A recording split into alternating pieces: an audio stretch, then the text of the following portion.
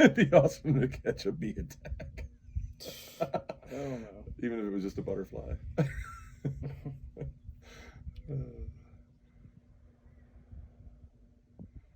Oh yeah, there was a question I forgot to ask you last time. Okay. So we'll get that too. All right, so let's start off super basic. What's your name? Harley Davidson Harkins. All right, what do you do? I'm a professional musician and a martial arts instructor. What else? Am I forgetting anything? I was just, I don't know. Where are you from? I was born Newport, Rhode Island Naval Base, October 17th, 1969. But mom and dad, Phyllis and David, were both from Ohio, and so that's where I grew up mostly, was in Ohio. And on that naval base, wasn't there coincidentally somebody else? Yeah, you would think that Harley Harkins would be a pretty unique name, but there were actually twin brothers who served during World War II, Harvey and Harley Harkins. Huh. Yeah, so I can actually go online and see my tombstone. Well, the tombstone that says Harley W. Harkins. Yeah. That's funny. All right, so how old were you when you got your first guitar? I was probably, again, like I think I was around 12 or 13 maybe. It was a couple years before I moved out here, so yeah, definitely around 12 or 13. There was probably, stuff laying around all the time because Papa was kind of always trying to plant that seed, but I think I got my first one really when I was about 12 or 13 years old. Yeah. Papa being your dad. Yeah. Who are your influences? Well, I'd have to say number one would be Hans Olsen. He's a local musician, blues musician. Yeah. And he's the one who taught me how to tune a guitar, when I was about 10 years old. And then, going forward from there, Prince is the biggest one, obviously. He's pretty much the reason that I was like, yeah, I'm going to go ahead and do this thing. And then obviously the classics, Van Halen, Steve Vai, Satriani, Stevie Ray Vaughan, probably some Hendrix via the other artists that I mentioned, maybe not directly because I didn't really start getting into Hendrix until later, at least appreciating what he did anyway as a songwriter because he's an incredible songwriter, And I mean, that's that. And I'm vocally, like, I would say also Prince. But I've learned a lot, shockingly, from Chris Stapleton as far as influences and taking chances with my voice and like broadening my range and whatnot. I've gotten a lot better literally since I learned a Chris Stapleton song a couple years ago. It's taken me a whole nother level of singing ability. So weird, but yeah, that's cool. So can you tell me about the type of music you play or what kinds of music you play? I play everything. This is going to be a lost metaphor for some people because P.T. Barnum was the founder of the Barnum and Bailey Circus. He had this saying that's famous. It's a famous quote. You can fool all of the people some of the time, some of the people all the time, something along those lines. I paraphrase it and say, I like to please all of the people one at a time. So I play everything. I play country, rock, blues, old, modern. I throw in some hip hop stuff. Kind of joking around. I do some Eminem. Whatever. I do some TV theme songs. I do a couple Broadway show tunes. I mean, I try and cover the gamut so that I can make everybody smile at least once throughout the night. Yeah. So I mean, what would you call what would you call what you do? Because I don't know, it's like music and crowd interaction with like a comedy show almost. Yeah, that's pretty much how I would say it. I don't know, man. I don't like to say comedy because then it requires jokes. I tell bar owners don't ever introduce me as a comedian because they expect me to tell jokes. I just talk shit, and I'm fortunate enough that most people at some point in time or another throughout the night will find something that I say funny, and they laugh, and and that's cool.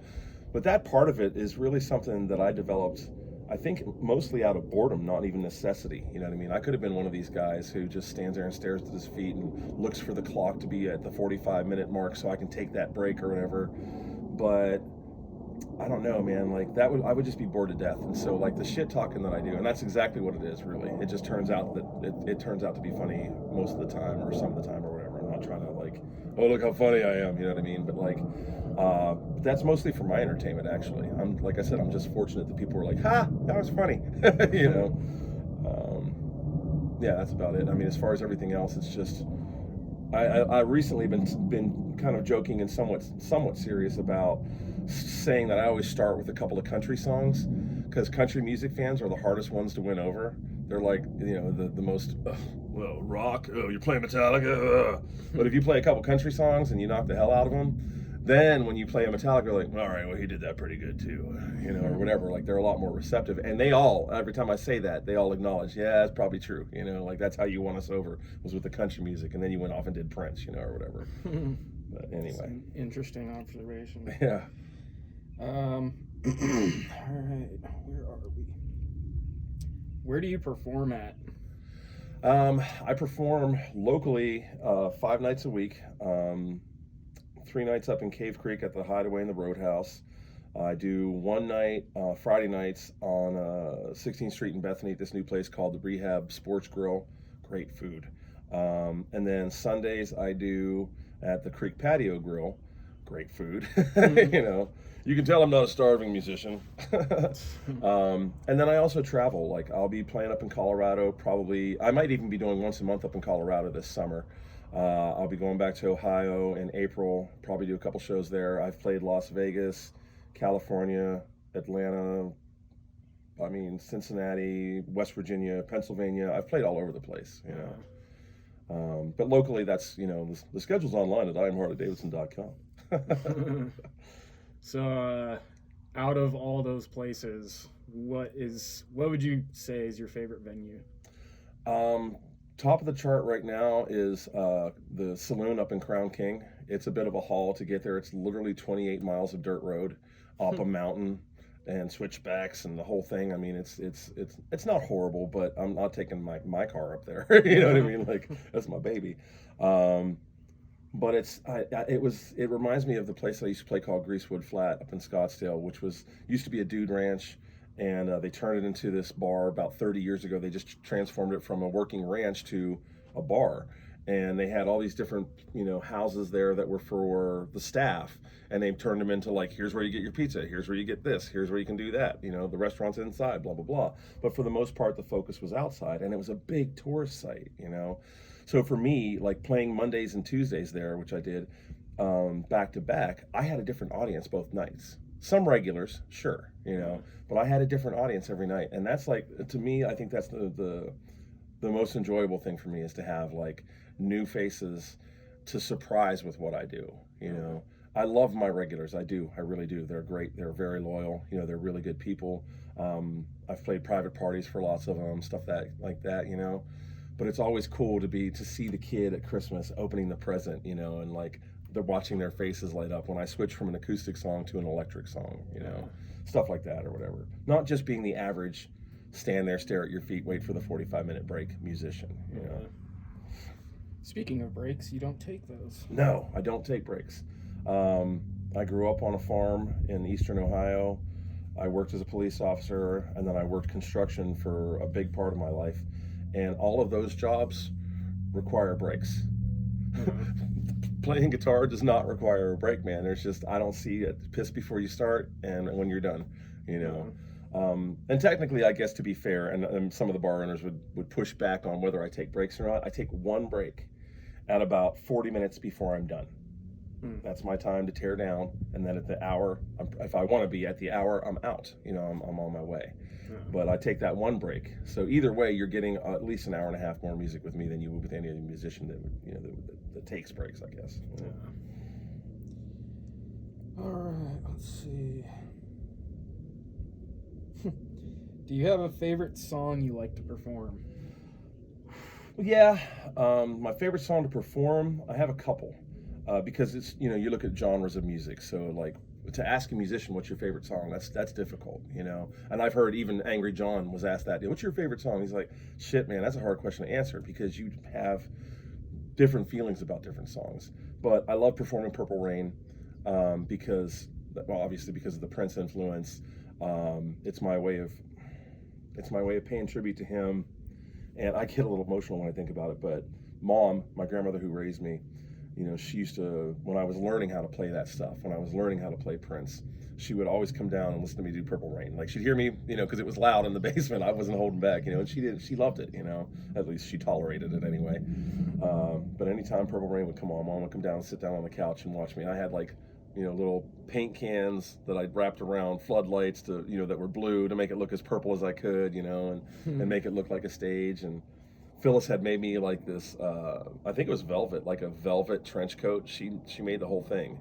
And pants as well, like these little Prince-like pants, and I had the Prince shirt with the everything. So I was like in full costume, eyeliner and everything, but Purple Rain's probably one of my favorite ones to perform. I love doing, I just added a new one, which is Always With You, Always With Me by Joe Satriani. I really enjoyed that one. And of course I love, For the Love of God, the Steve Vai song, because it's just fun to watch people react to that, But yeah, that's probably about it. So lots of musicians. Well, I'm not even gonna start that over. Do you have any originals? Yeah, I do. I've got, I think, about 11 originals recorded. I just was showing you earlier, like the first song that I ever wrote, because I was thinking about it with the interview pending. I was like, and then I was like, oh man, I forgot about like Mystery Moon, and I need to record that, because it literally is the first song I ever wrote, But yeah, and most of them are based on experiences and just emotions and stuff that I've gone through and whatever. I have a song that I wrote called Last Kiss, which is about somebody who was, this was long before you were born. In fact, your mom was still pregnant with Misha when someone that I knew and cared about was trying to get with your mom behind my back. And which I hate that saying, that, but anyway, and so I wrote this song, and literally the first verse is like, if I slit your throat from ear to ear, would you try to touch my love again? You know what I mean? Like, and so that's how the song starts. And I played it for that person, and then I didn't end up seeing that person again for another probably 23, 24 years. Yeah. That's crazy. Yeah. Evidently they took the message seriously. So, speaking of your originals, word around town is there's some talk about remastering Yes. your tracks and possibly getting them onto CDs and distributing them. Yeah. Actually, I think we're gonna go ahead and re-record all of them based on the structure of how they are now, because I really do like the arrangements as they stand. They just need to be re-recorded. I've got an amazing drummer, David Libman, who's going to do all the drum tracks for me. An amazing keyboardist and vocalist, Chris Chapman, who's probably going to lay down some piano and keys and string stuff that's really going to fatten some of the stuff up. And then just, the original songs, It'll be fun, and I think it's going to turn out really well. And, excuse me, as I've said before, I get asked all the time, do you have CDs that you're selling? And I'm like, there goes that paycheck, you know what I mean? Like, I could walk out with probably another $100 or $200 or $300, depending on the size of the crowd each night, if I just had CDs sitting there and sold them $10 each, All right, so what's your creative process like when you're making a song? Do you do lyrics first and then the music, or? Okay, so since I've got the guitar out, I'll answer that musically. I wrote this right here.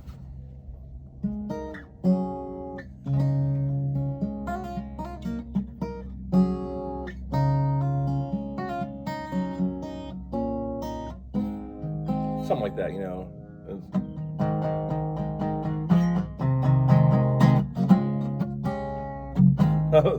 Awkward position to hold the guitar. Something like that, that whole process right there. I wrote that in 2009, and it still doesn't have lyrics. To me, I think it's easier to have lyrics first, because ultimately when you write lyrics, at least for me anyway, I have a melody in mind. Yeah. you know. And then so once I have the melody, then I just put the chords behind the melody. But having chords, even a pretty little progression like that, with here's the bridge, dun dun dun dun dun dun dun dun, and a chorus and everything, all the chords written there, trying to find the words to put to that music is an entirely different challenge. Yeah. You know, because how does that inspire me? You know what I mean? Like, what do I feel when I'm playing that? Where's that coming from? You know, and spoiler and secret, and don't tell my son, but the first two chords are actually Jimi Hendrix chords that I stole from Little Wing. I was like, down, down, down, down, down, you know, whatever. It's like that little transition in Little Wing, one of them. But I've never been able to find words to put to that song. You know? So the process for me would be lyrical first, because then you have an idea of what the tone is going to be for the song. Yeah. You know? Yeah. I was just gonna say, whenever you write the lyrics, you definitely like set a vibe for the song. Yeah. Yeah. That can definitely help find a melody. Putting it together. Yeah. Yeah. You know. I mean, even for for the type of stuff that you do, you know, with rap and you know and so forth, you're by the pace of your lyrics, you can at least create your beat. Yeah. You know if it's going to be an angry beat or something more mellow or deeper or darker. You know what I mean? Like, yeah, I think it's definitely easier when it's lyrics first. Yeah.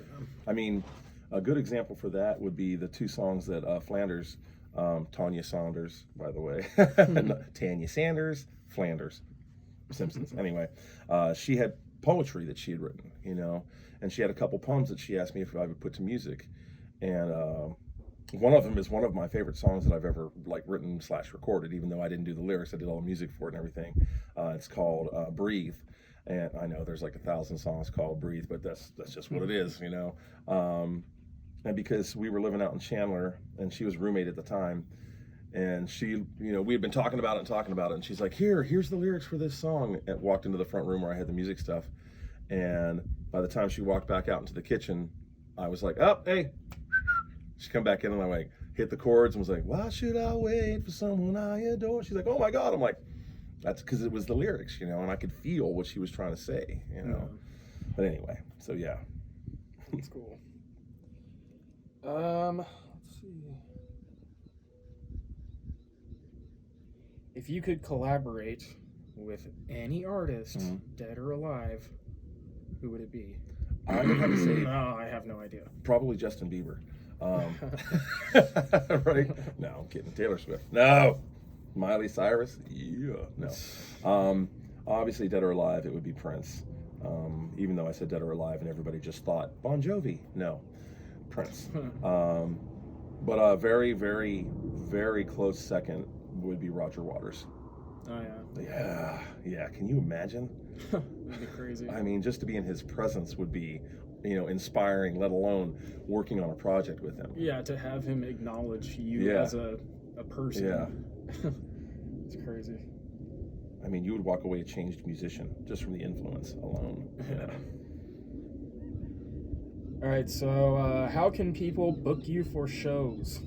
I have a website. All my information is on there. Email, phone number. So you know you can contact me on there. Your best bet is to give me as much notice as you possibly can. You know, as far in advance. It doesn't mean that I can't do something with a month's notice or even a couple weeks' notice, possibly as a deadline. But the farther out I am, the easier it is, because then I can get people to cover my existing gigs that I have. Because like I said, I play 5 to 6 nights a week, depending on the time of the year. But yeah, through the website is the best thing. And there's videos on there, so you can see different things. You know, some of my sense of humor, because I put up just bullshit videos on there as well as just music videos. You know, because if you say live music and humor, you should probably put something of some sense of humor on the video. You know, like I've got your cat bouncing around and shit that I've put music to, and whatever. Yeah. But yeah, that's how you do it. You know, or come check me out at one of my venues, and I'll give you a card, and it's going to direct you to my website. You know. Yeah. But yeah, that's about it. All right. So what's your phone number? Just kidding. 976. Yeah, 555. Yeah, the Hollywood phone numbers. So what's next for you? I know, actually, you already mentioned that you played in Vegas not long ago. Yeah.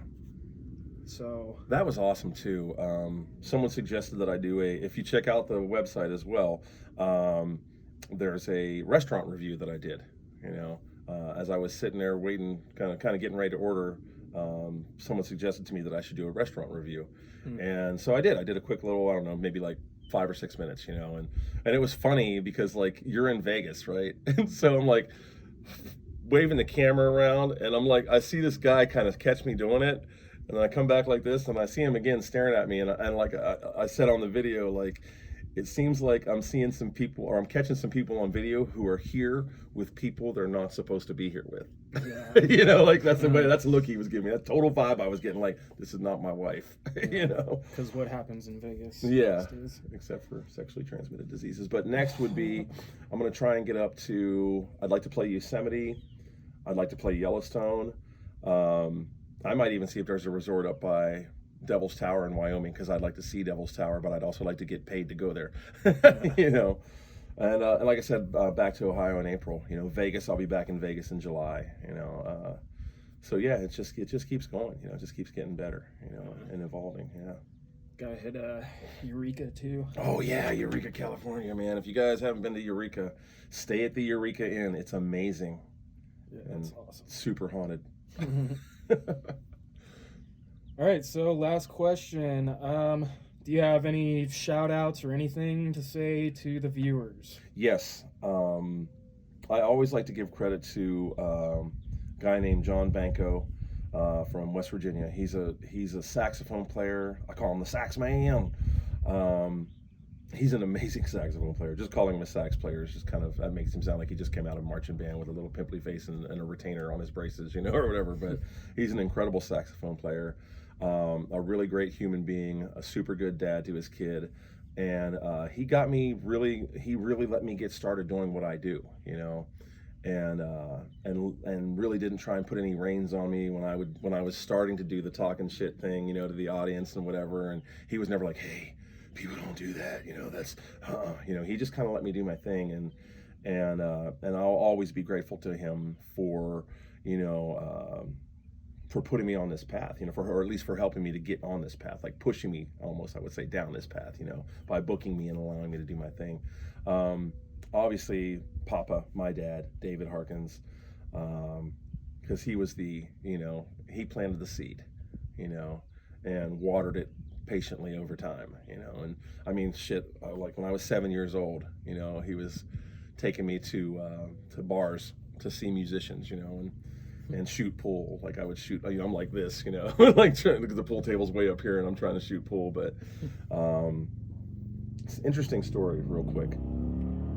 There was a place down on, I want to say it was on 7th Avenue in Central Phoenix called Tulips Cafe, and we would go to see a band called Cosmo Topper there, and they were an awesome band, man. Like horn player, keyboardist, bass player. They played really good variety of music.